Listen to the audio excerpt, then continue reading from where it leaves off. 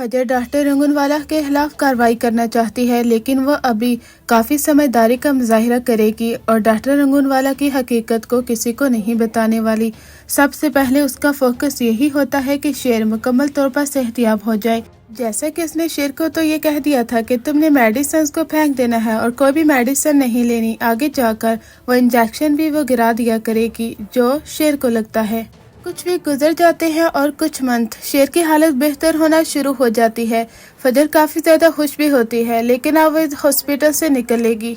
फजर कहती है कि किसी भी तरीके से मुझे शेर को यहाँ से निकालना होगा, क्योंकि अगर शेर यहाँ से निकल गया तो फिर मुझे भी सुकून आएगा।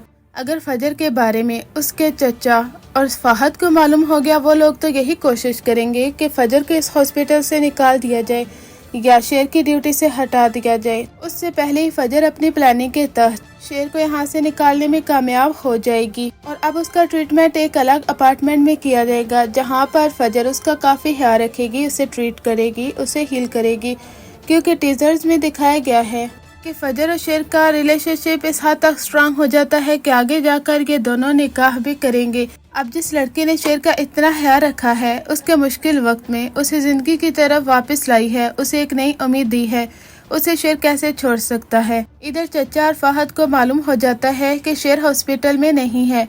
वो तो दंग रह जाते हैं। डॉक्टर्स को कॉल की जाती है कि हर शेर कहाँ पर है। उन्हें मालूम होता है कि डॉक्टर फजर शेर को यहाँ से डिस्चार्ज कर चुकी हैं और शेर यहाँ से जा चुका है, वो भी डॉक्टर फजर के साथ। अब डॉक्टरों की तो आंखें खुली के खुली रह जाती हैं कि शेर वो शेर था जो कभी अपनी जिंदगी की तरफ वापस नहीं लौट रहा था। उसकी हालत इस हद तक बुरी हो चुकी थी। आखिर डॉक्टर फजर ने ऐसा क्या किया है जिसकी वजह से शेर सेहतियाब हो चुका है। अब उसका चचा तो डॉक्टर को धमकी देता है और कहता है कि करोड़ों रुपया तुम्हें इसलिए दिया था कि शेर सही सलामत ठीक होकर हमारे सामने खड़ा हो जाए, हमारी आंखों में आंखें डालकर बात करे।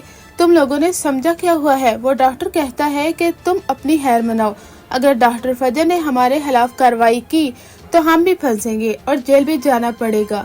तो फिर हम तुम्हारी सच्चाई क्यों नहीं लोगों को बताएंगे। तुम्हारा सच पे सब लोगों के सामने आएगा कि हमें किन लोगों ने उकसाया, किन लोगों ने हमारे सामने इतनी बड़ी रकम रखी।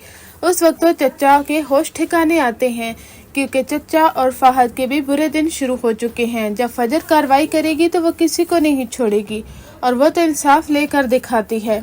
फजर और शेर अपने बाबा के घर भी आते हैं, यानी फजर के बाबा के घर। तो वहाँ पर उसे धक्के देकर निकाल दिया जाता है।